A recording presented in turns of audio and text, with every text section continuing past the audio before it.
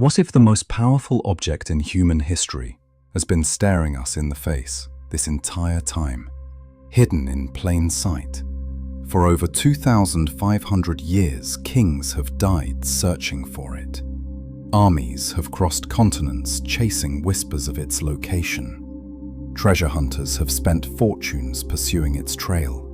Yet the Ark of the Covenant, God's earthly throne, remains humanity's greatest unsolved mystery. But here's what nobody talks about. What if we've been looking in all the wrong places? If you're new here, smash that subscribe button, because this story will challenge everything you thought you knew about history's most legendary artifact. And let me know in the comments, have you ever wondered if ancient mysteries like this are still relevant today? Because by the end of this video, you'll see why this 3,000-year-old mystery might hold the key to understanding power itself. Picture this: a golden chest, roughly the size of a coffee table, containing stone tablets carved by the finger of God himself. Sounds like fantasy, right? But here's the shocking truth. The Bible describes its construction down to the exact measurements. Every golden detail, every precious material, every mystical component is documented with engineering precision. Yet something doesn't add up. How does an object so precisely documented simply vanish from history without a trace?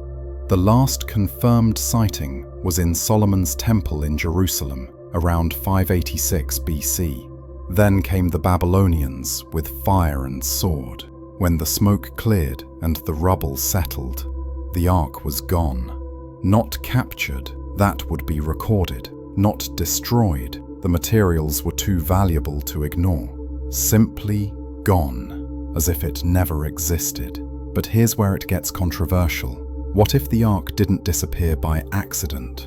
What if someone knew exactly what was coming and took extraordinary measures to hide it?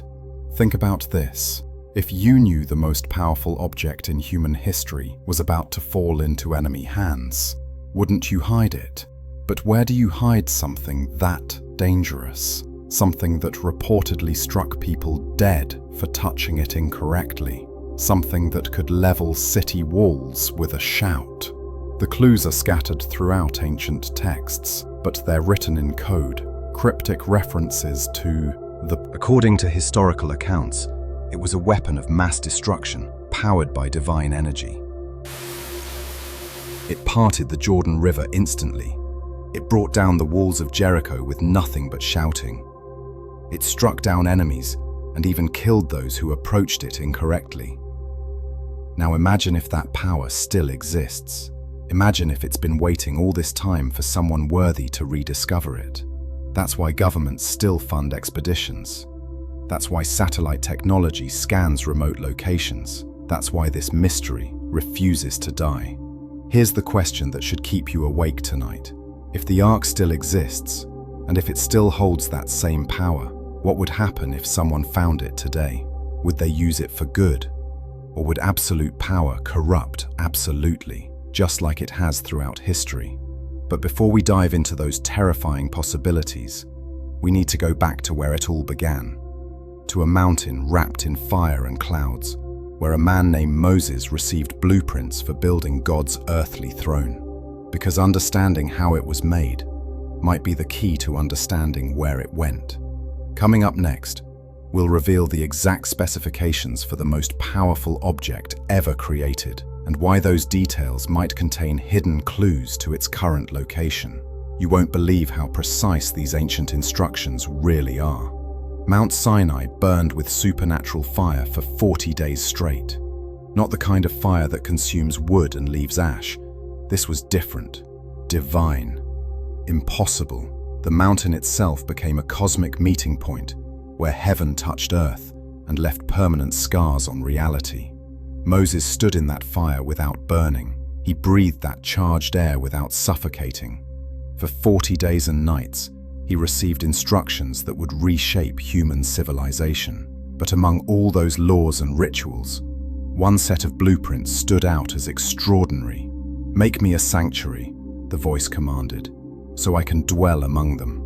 Think about that for a moment. The God who created galaxies wanted to live with a tribe of former slaves wandering in a desert, not just visit occasionally, dwell, make his home with humanity. But divine presence requires a divine container. The specifications that followed were unlike anything in human engineering. Every measurement carried cosmic significance. Every material held symbolic power. This wasn't creates a natural harmonic frequency. Coincidence? Or intentional design by someone who understood the mathematics of creation itself? But here's the controversial part. Why these specific materials? Acacia wood doesn't grow in the Sinai wilderness, yet the instructions demanded this exact wood type. Acacia is incredibly durable, resistant to insects and decay. It's almost as if someone knew this object needed to survive for millennia. The gold overlay wasn't decorative, it was functional. Pure gold inside and out, creating a perfect conductor. Modern physicists have noted that this design would create a massive capacitor, capable of storing electrical energy. But storing energy for what purpose? The mercy seat on top was beaten from a single piece of gold. No joints, no welds, no weak points. Two cherubim faced each other with wings touching overhead, creating an empty space between them. That empty space was crucial. It represented the unknowable nature of divine presence, too holy for physical representation. Now here's what should blow your mind. The instructions included warning systems. Golden bells on the high priest's robes, so people outside would know he was still alive when approaching the ark. Ropes tied to his ankles to drag out his body if those bells fell silent. This wasn't paranoia. This was practical safety protocol for handling dangerous divine technology. But why was it so dangerous? The penalties for incorrect handling were instant death. Not punishment, just consequence. Like touching a high-voltage wire, the sacred operates by different rules than the physical world. Power that concentrated requires respect, or it destroys those who approach carelessly. The carrying poles were permanent fixtures, never to be removed. The ark could not touch human hands directly, ever. Even the covering process involved multiple layers of protection. Special blue cloth, sea cow skins, more blue fabric. Each layer served a purpose we still don't fully understand. What were they really building? Some researchers suggest an advanced technology disguised as religious artifact. Others propose it was a communication device for connecting with divine intelligence. Still others believe it was a power source capable of manipulating natural forces. But here's the most intriguing part. Similar objects appear in cultures worldwide. The Egyptian that could never be altered. A golden jar of manna, proof that divine provision never fails. Aaron's rod that budded, demonstration of supernatural power over nature itself. Law, provision, and power. Everything needed to sustain a nation. Everything necessary to bridge the gap between heaven and earth. But was there more inside? Some traditions speak of additional, secret objects, hidden compartments, secret knowledge that only the high priests knew about. The construction took months, but when it was finished, something unprecedented happened. The presence of God literally moved in. Visible cloud by day, pillar of fire by night, divine GPS guiding an entire nation through hostile territory, the most advanced navigation system in ancient history. But here's what terrifies me. If those blueprints were that precise, if every detail mattered that much, then whoever built this thing according to exact specifications created something truly dangerous. And that something is still out there somewhere, waiting. Coming up next, we'll watch as master craftsmen risk their lives to transform divine blueprints into physical reality. The construction process involved supernatural skill, impossible precision, and one wrong move meant instant death. The wilderness camp buzzed with anticipation and terror. Word had spread about the divine blueprints, and people responded with overwhelming generosity. Former slaves donated family heirlooms. Women gave up jewelry passed down through generations. Men offered precious materials hoarded for uncertain times. But Moses had to tell them to stop. The response was so massive, it exceeded what was needed. Think about that. People so excited to build God's earthly throne that they had to be restrained from giving too much. When's the last time you saw that kind of enthusiasm for a religious project? Yet the real pressure fell on one man, Bezalel of the tribe of Judah. Barely 30 years old, but divinely gifted beyond his years. God had literally filled him with supernatural skill for this one purpose. Imagine carrying that responsibility. One mistake could kill you and potentially doom an entire nation. Goldsmiths study ancient techniques and still can't replicate that level of precision without modern tools. But here's where it gets supernatural. Witnesses reported that Bezalel worked with impossible accuracy. Measurements perfect to fractions of inches. Joints so tight they seemed fused at molecular level. Gold overlay so flawless, it appeared to be single pieces rather than applied sheets. The mercy seat pushed craftsmanship beyond human capability. 2 cherubim beaten from a single piece of gold, wings spread overhead. Faces turned toward each other in eternal vigil. No one alive had ever seen a cherub, yet Bezalel's figures were so lifelike that people feared they might suddenly move. Now, here's what should give you chills. Those cherubim faces were reportedly so realistic and so terrifying that workers couldn't look at them directly while crafting. They worked from reflection in polished bronze mirrors. What did Bezalel see in his visions that allowed him to create such powerful representations? The construction site became a place of miracles and terror. Tools never dulled, despite constant use. Gold remained workable longer than natural properties should allow. Yet several workers died during the process, struck down for minor violations of protocol. Divine presence was already starting to inhabit the construction before it was completed.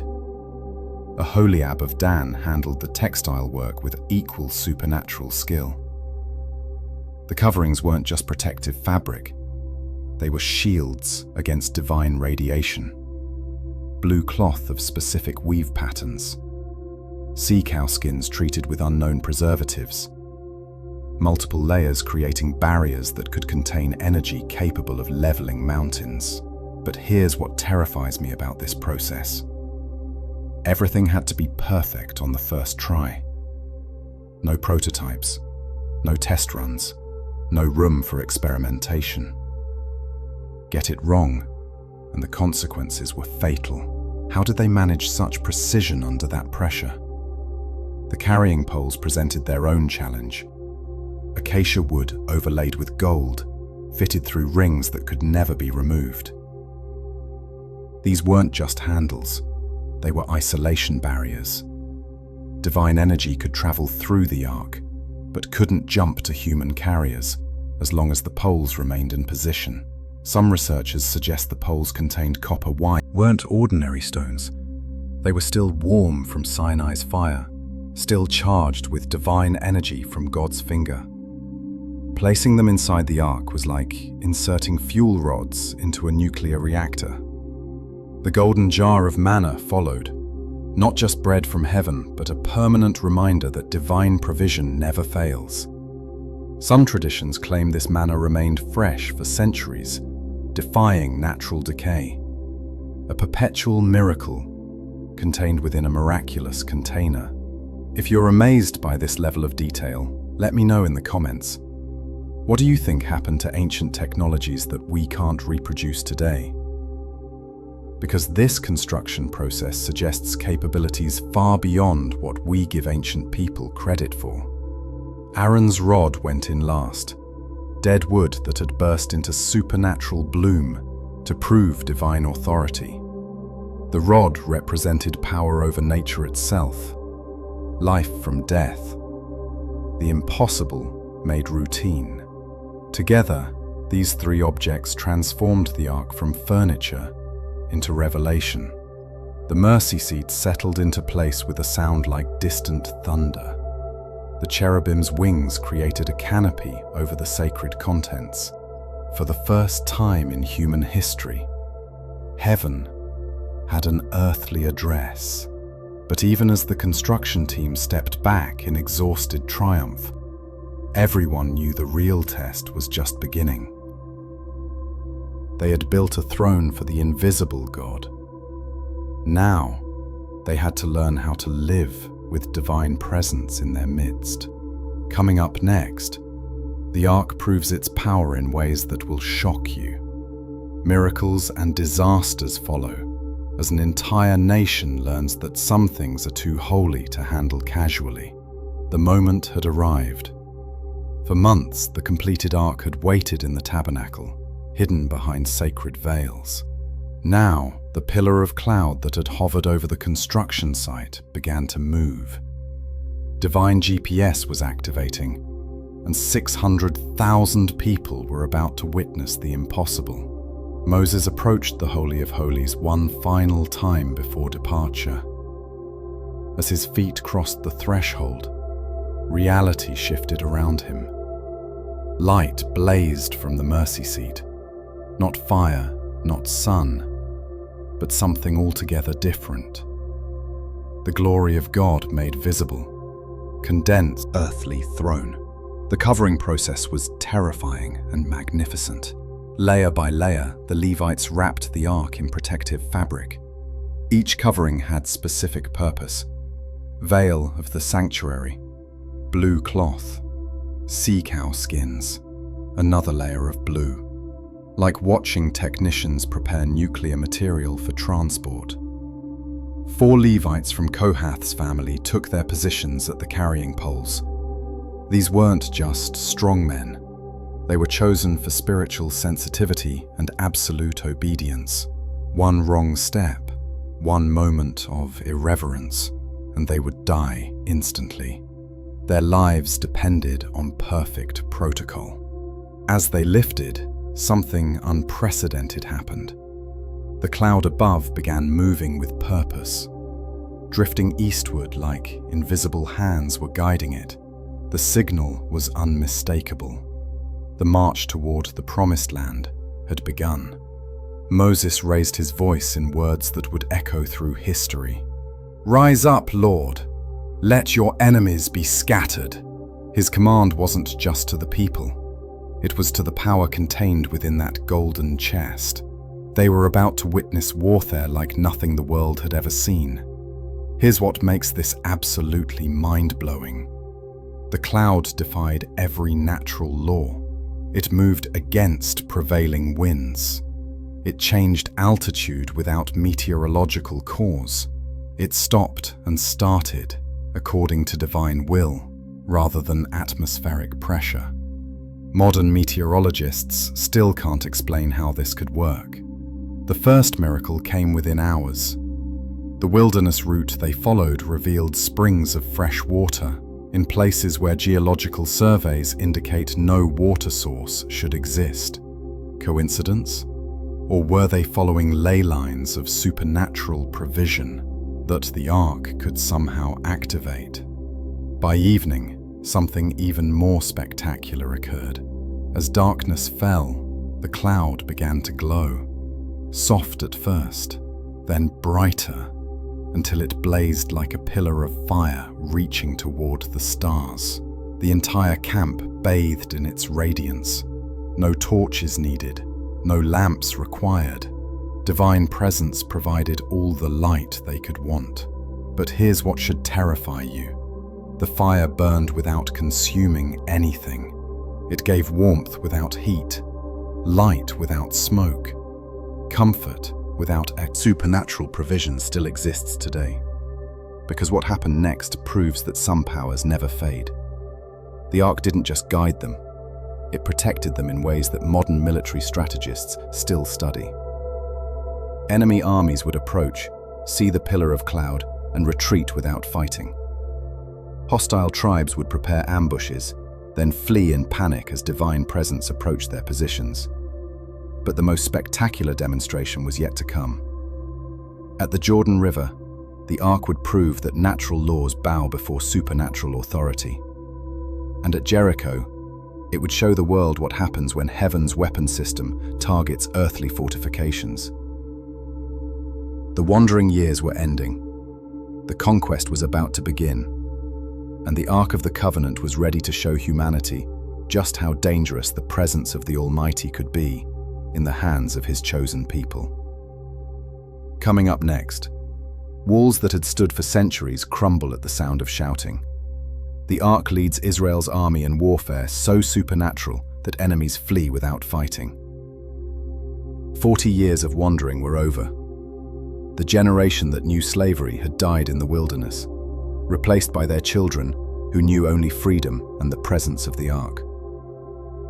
Now, they stood at the Jordan River in spring flood season, a torrential barrier that should have ended their journey before it truly began. But here's what makes this moment absolutely chilling. Joshua commanded the priests carrying the Ark to step into the raging water. Not walk around it, not wait for it to subside. Walk directly into a flood that could sweep away grown men in seconds. The moment their feet touched the water's edge, natural laws suspended. Upstream, the Jordan backed up like it had hit an invisible dam. Downstream, the riverbed emptied until only mud remained. Between these walls of water, dry ground appeared where fish had been swimming moments before. Think about the physics of this. Millions of gallons of water, held back by nothing visible, creating a highway through the impossible. Modern engineers study this account and can't explain how such precision control over massive water systems could be achieved, even with today's technology. But this was just the warm-up act. Across the river waited Jericho, ancient beyond memory, wealthy beyond imagination. Protect participant. 600,000 people, following orders that made no logical sense, trusting that divine power would accomplish what human strength couldn't. For 6 days, the silent procession circled Jericho. 7 priests carried ram's horn trumpets. Behind them, the Ark moved in its glory, carried by faithful Levites. The armed men of Israel followed, their weapons gleaming but unused. The entire circuit occurred in perfect silence, only footsteps marking their passage. The psychological warfare was brilliant. Jericho's defenders expected siege towers and assault ramps. Instead, they watched this eerie procession of silent marchers, led by a golden box that radiated supernatural presence. Every day, the tension increased. Every circuit built pressure like a cosmic bomb slowly approaching detonation. But here's what the defenders couldn't see. Each circuit was charging the Ark's power. Like a capacitor building electrical energy, the accumulated presence of divine authority was preparing to release forces that could reshape the landscape itself. On the 7th day, everything changed. 7 circuits instead of 1. Each lap building intensity until the very air seemed to vibrate with contained power. On the final circuit, Joshua raised his voice. "Shout, for the Lord has given you the city!"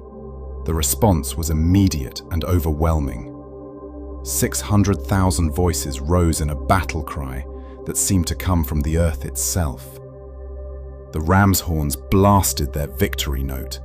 The sound built and built until it transcended human hearing, becoming something that resonated at frequencies that could affect solid matter. What happened next changed the understanding of warfare forever. With a sound like breaking mountains, Jericho's walls collapsed. 40 feet of stone and brick avalanched inward, crushing buildings and filling streets with rubble. Centuries of construction became heaps of broken stone in seconds. Modern seismologists study this account and note that focused sound waves at specific frequencies can indeed cause structural failure in ancient masonry. But generating sound powerful enough to level massive walls would require technology that supposedly didn't exist in the ancient world. Unless treasures dedicated to the god who had brought down its walls. If you think this story is just ancient legend, let me know in the comments, because archaeological evidence supports the sudden, violent destruction of Jericho during exactly this time period. The evidence matches the biblical account with disturbing accuracy. But here's what really matters. Word of Jericho's fall spread across Canaan like wildfire. Every fortified city trembled at the news. The Israelites didn't just fight with human weapons. They commanded forces that could level mountains and stop rivers. The Ark had revealed itself as heaven's ultimate weapon system. Not a tool of random destruction, but a precision instrument that responded to faith and obedience with miraculous power. City after city would fall before its advance, not through superior military tactics, but through supernatural intervention that made mockery of human defenses. The conquest was just beginning. The Ark would lead Israel's army from victory to victory, demonstrating repeatedly that when heaven intervenes in human affairs, the impossible becomes inevitable. Coming up next, the Ark's power proves deadly even to those who serve it. One man's good intentions lead to instant death, teaching Israel that sacred power demands absolute respect. Victory has a way of breeding carelessness. After Jericho's walls crumbled and city after city fell before Israel's advance, familiarity began to erode reverence. The Ark had become their secret weapon, their guarantee of victory, their badge of divine favor. But sacred power doesn't become safer just because people grow comfortable with it.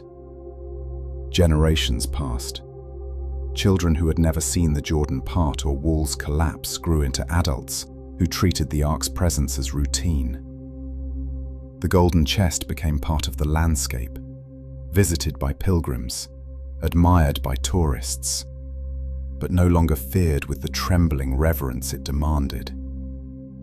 This spiritual drift set the stage for tragedy that would shock the nation. During a festival at Shiloh, the Ark was loaded onto a new cart for transport, not carried on Levite shoulders, according to ancient protocol, but placed on a wheeled platform like common cargo.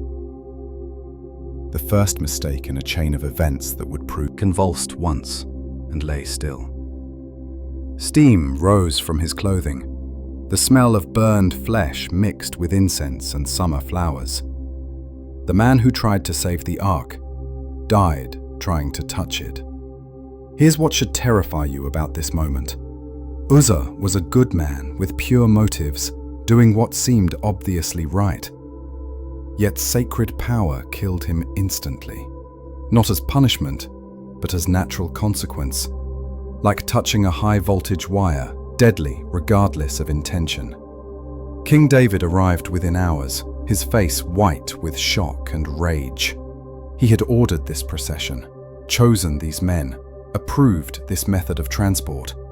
Now one of his most trusted servants lay dead beside the road, struck down for trying to help. "How can I bring the Ark to Jerusalem now?" David demanded of the sky. His voice cracked with emotion and fury. If faithful service led to sudden death, what safety could anyone claim? But here's the controversial question nobody wants to ask. Was God being unfair, or were the humans being irresponsible? The law had been crystal clear from Mount Sinai. The Ark must never be touched by human hands. Poles through golden rings, carried on Levite shoulders, never transported by cart, never handled directly, regardless of circumstances. The protocol existed for protection, not oppression. Uzzah forgot the law in his desire to help. Good intentions couldn't override divine commandments written in stone. and sealed with blood. Sacred power operates by different rules than human morality. What seems reasonable to finite minds may be abomination to infinite holiness. Hit that like button if you think this raises important questions about the relationship between good intentions and divine law, because this story challenges everything we assume about fairness and justice. David called off the procession to Jerusalem. The ark couldn't continue until they understood what went wrong and how to prevent future tragedy. But where could it rest safely? Who would dare house such dangerous holiness? Obed-Edom the Gittite stepped forward. A foreigner by birth, but Israelite by choice, he offered his house as temporary shelter. His family trembled at the suggestion. His neighbors thought he had lost his mind. But Obed-Edom was precisely dangerous to those who approached it incorrectly.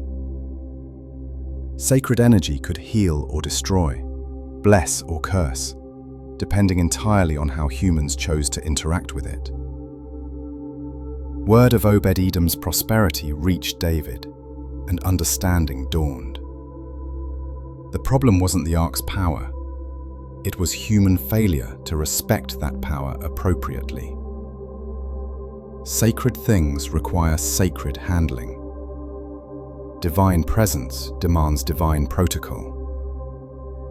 If you've ever wondered why ancient religions had such strict rules about approaching holy objects, this story provides the answer. Power that concentrated requires careful handling, or it becomes deadly to those who wield it carelessly. Coming up next, the ark faces its greatest humiliation when Israel's enemies capture God's throne. But divine power doesn't stay captive long, and the results will shock you. The unthinkable had happened. For the first time in centuries, Israel's army had been defeated in battle. Thousands of warriors lay dead on the field. The survivors fled in panic toward distant hills. And worst of all, the Ark of the Covenant, God's earthly throne, had been captured by the Philistines. How could the Almighty allow his own throne to be taken by pagans who worshipped fish gods and fertility idols? The question burned in every Israelite heart as news of the disaster spread through the land. If the ark couldn't protect itself, what hope did they have?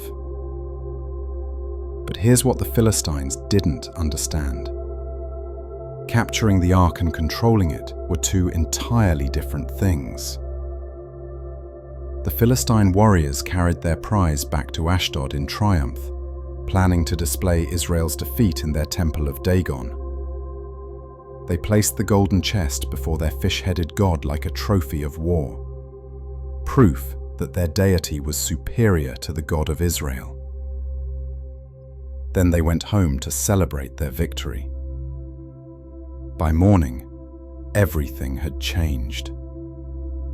The priests of Dagon arrived at dawn to find their statue face down on the floor before the ark, as if bowing in worship.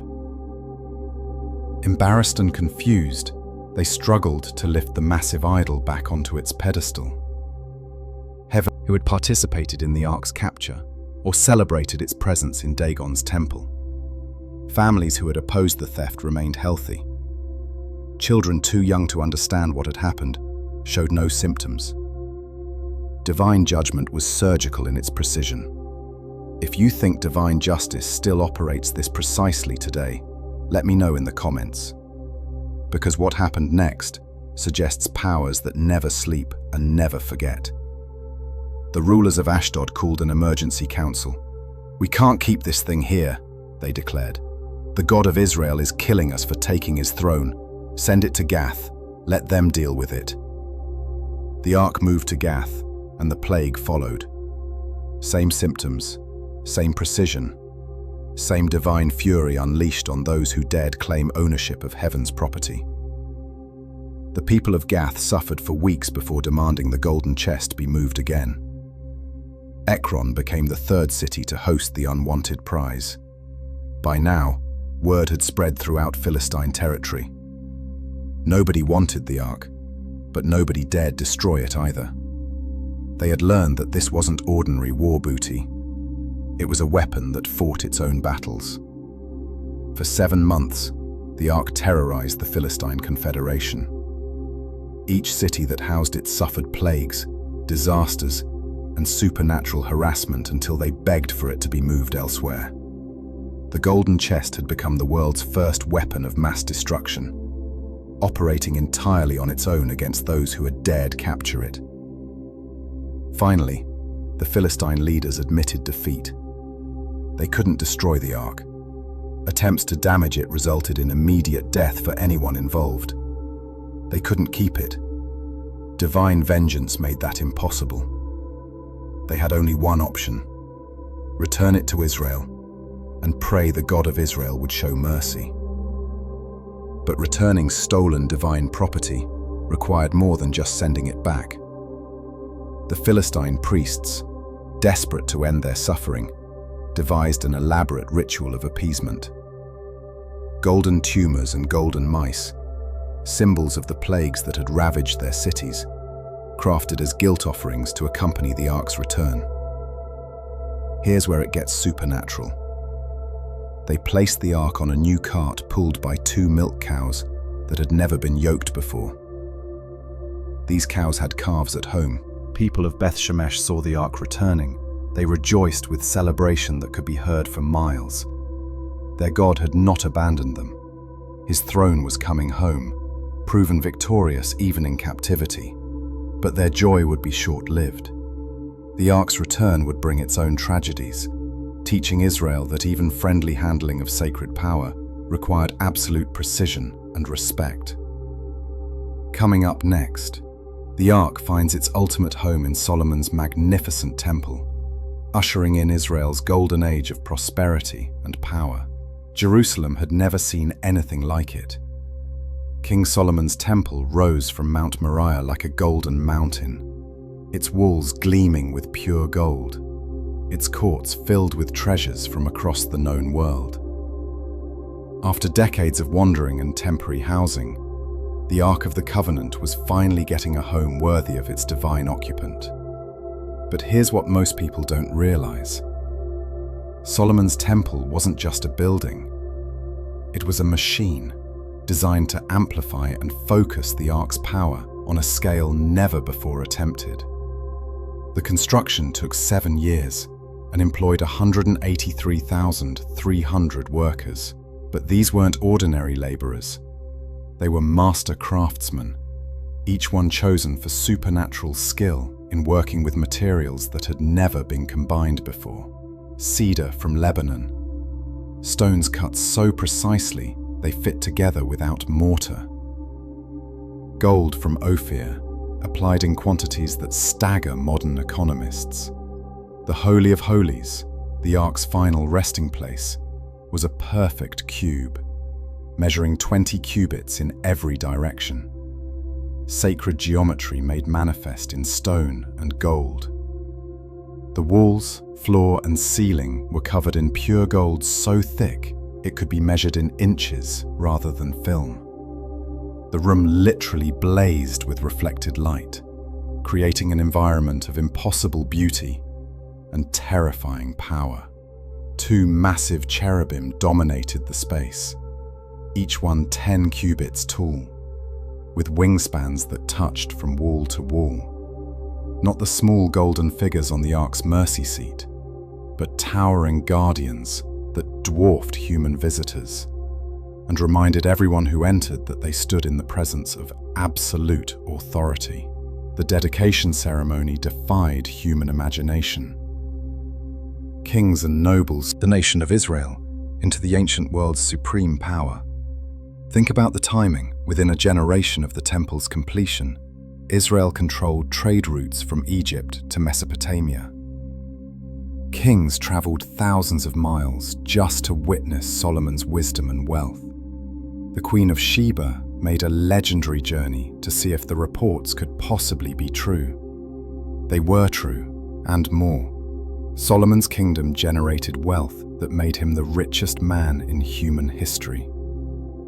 His annual gold income, 666 talents, represented more precious metal than most nations possessed in their entire treasuries.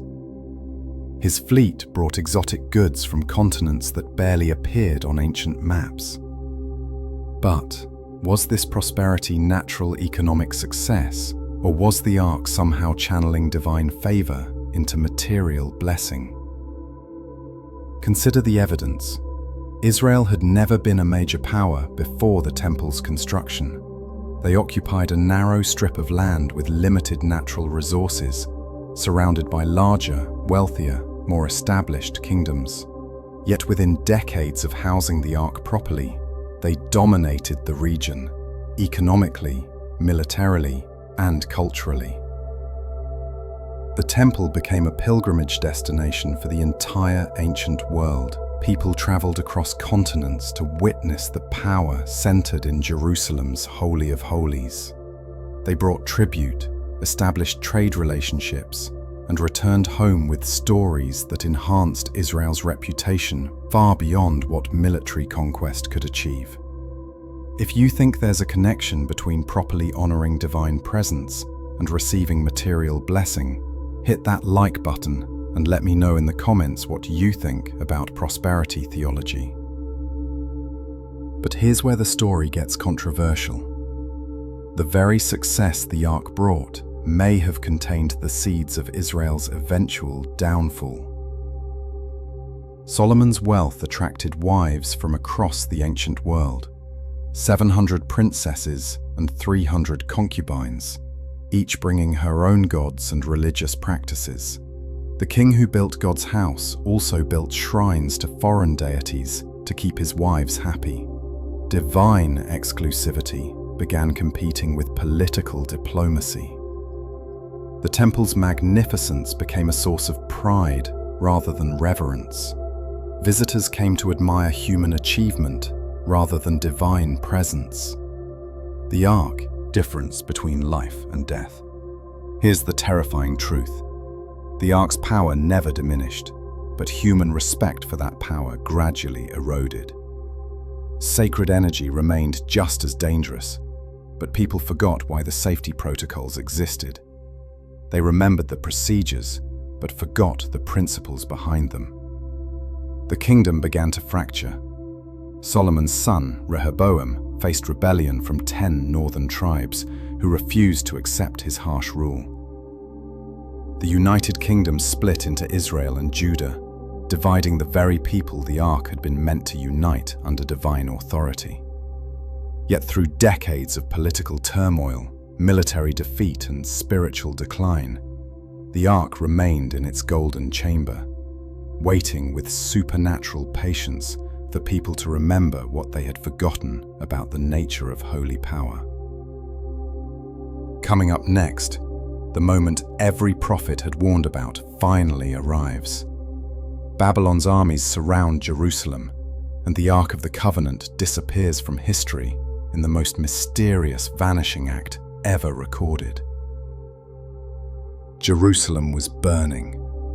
Nebuchadnezzar's siege engines had finally breached the walls after 2 years of starvation and desperation. Babylonian soldiers poured through the broken gates like a flood of bronze and iron, their torches turning Solomon's magnificent city into a furnace of destruction. But in the temple's Holy of Holies, the most important evacuation in human history was already underway. Here's what should keep you awake at night. Not a single Babylonian record mentions capturing the Ark of the Covenant. Not one inscription, not one treasure list, not one boastful account of seizing Israel's most sacred object. For an empire that meticulously documented every valuable item they plundered, this silence is deafening.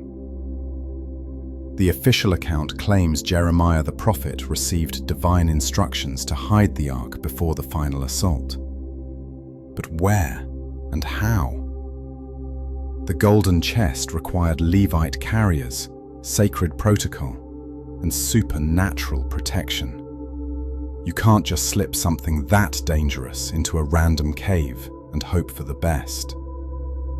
Some traditions suggest a secret chamber beneath the Temple Mount, excavated during Solomon's reign, and hidden so perfectly that even the corrupted its purpose. Israel used it as a weapon of conquest. The Philistines learned it could destroy their gods. Even Solomon's temple became more about displaying wealth than honoring divine presence.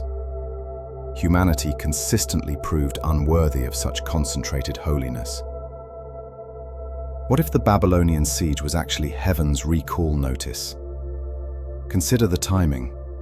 The ark disappears exactly when Israel's spiritual condition reaches its lowest point. Idolatry in the temple courts, child sacrifice in the valleys around Jerusalem, priests performing pagan rituals in the Holy of Holies itself. The very place designed to house divine presence had become a center of demonic worship. Divine patience has limits. Even supernatural mercy can be exhausted by persistent rebellion. The generation that built golden calves while Moses received the law learned this lesson fatally. The generation that lost the ark learned it permanently. But here's what terrifies me about the timing. Multiple prophets had warned that this day was coming. Isaiah, Jeremiah, Ezekiel, all spoke of divine judgment that would strip away everything Israel had taken for granted. The ark's disappearance wasn't random tragedy. It was prophetic fulfillment. If you think divine judgment still operates in human history, let me know in the comments. Because what happened to Israel could happen to any nation that forgets the source of its blessings. The night Jerusalem fell, witnesses reported supernatural phenomena that historical records struggle to explain. Lights in the sky moving against natural patterns. Sounds like massive wings beating overhead. The sensation of enormous invisible presence departing eastward toward the wilderness. By morning, the temple lay in ruins. The Holy of Holies stood empty, except for ash and broken stone. The Babylonians catalogued everything valuable they could find. Golden lampstands, bronze pillars, silver vessels by the thousand. But no ark, no mercy seat, no golden cherubim. The most valuable objects in human history had simply vanished. Ezekiel the prophet, writing from Babylonian exile, described visions of divine glory departing from Jerusalem. Step by step, the presence of God withdrew from the temple, paused. Some believe the ark waits in hidden chambers for Israel's full restoration. Others claim it ascended to heaven like Elijah's chariot, too holy for a corrupted world to possess. Still others suggest it was transformed into something beyond physical form. Spiritual presence that doesn't require earthly containers. Coming up next, the theories that attempt to solve history's greatest mystery. From Ethiopian mountains to Knights Templar treasures, the search for the Ark continues worldwide. For over 2,500 years, the greatest treasure hunt in human history has continued. Governments have funded expeditions. Scholars have dedicated lifetimes to research. Adventurers have died pursuing rumors and legends. Yet the Ark of the Covenant remains as elusive as smoke, as hidden as shadow. But the theories about its location reveal more about human nature than about the Ark itself. The Ethiopian claim stands as the most persistent and controversial theory of all. High in the mountains of northern Ethiopia, the Church of Our Lady Mary of Zion claims to house the original Ark in a heavily guarded sanctuary. One monk, and only one, is allowed to see it. He never speaks of what he witnesses. He never leaves the chapel grounds. When he dies, another takes his place, carrying the secret to his grave. But here's what makes this theory compelling. Ethiopian tradition doesn't claim they stole the Ark. or found it by accident. They insist it came to them through legitimate lineage. Queen Sheba's visit to Solomon, their son Menelik's birth, and his right to inherit his father's most precious possession. The details are suspiciously specific. Ancient records describe the Ark's journey from Jerusalem to Axum, complete with stops, ceremonies, and miraculous events that supposedly occurred along the way. Either this is elaborate fiction maintained for centuries, or Ethiopia actually possesses the most important object in human history. Here's the controversial part. The Ethiopian Orthodox Church won't allow scientific examination of their alleged Ark. No carbon dating, no material analysis, no verification of any kind.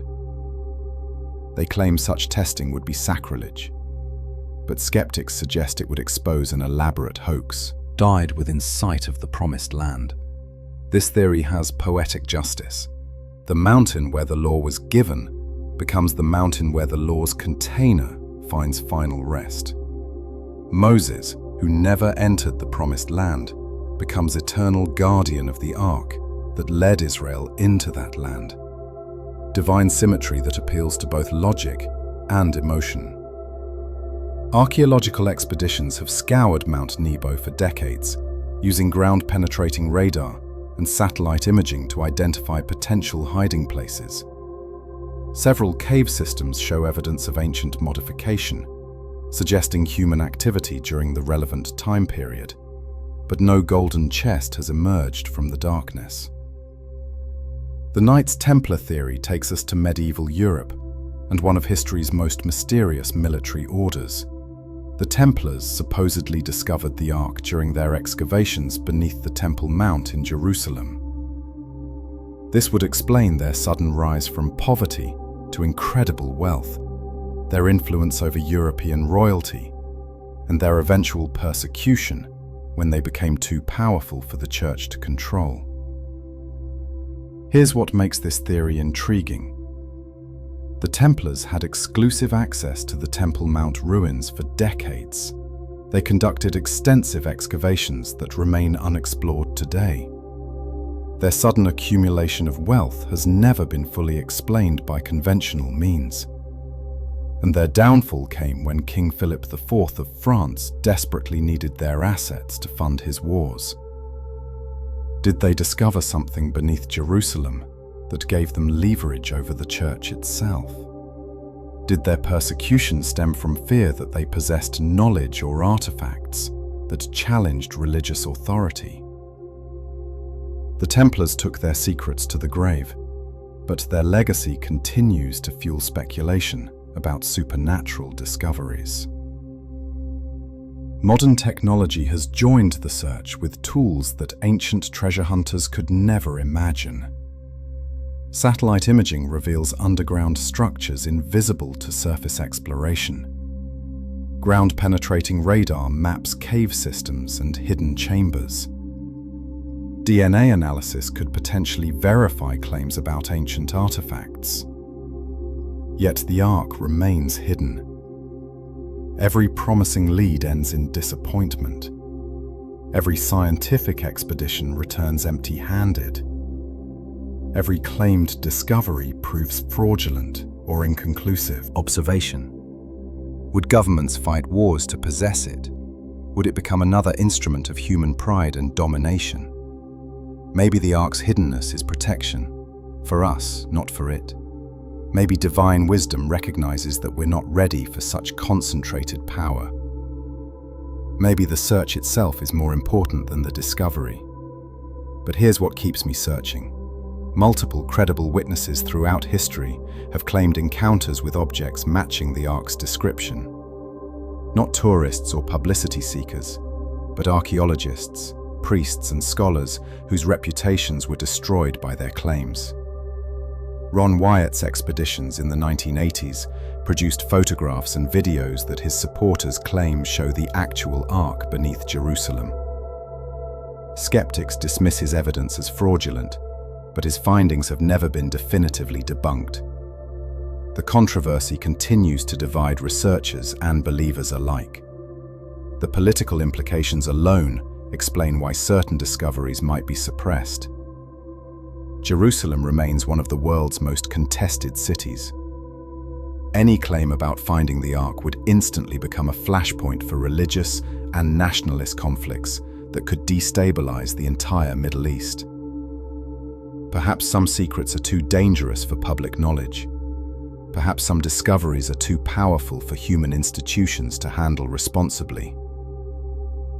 Perhaps the Ark will remain hidden until humanity evolves enough wisdom to deserve its return. Or perhaps it's already returned in ways we don't recognize. Some theologians suggest the Ark's spiritual significance transcends its physical form. They point to divine presence that manifests through faith communities, through acts of justice and mercy, through movements that transform human hearts rather than human politics. The search continues because the questions remain unanswered. Satellite images still reveal unexplored underground chambers. Ancient texts still contain coded references that might be location clues. New archaeological techniques still promise to unlock secrets that conventional excavation cannot reach. Somewhere on this planet, the most powerful object in human history waits in darkness. Whether in Ethiopian mountains or Judean caves, whether transformed beyond recognition or preserved exactly as Moses built it, the Ark of the Covenant remains humanity's greatest mystery,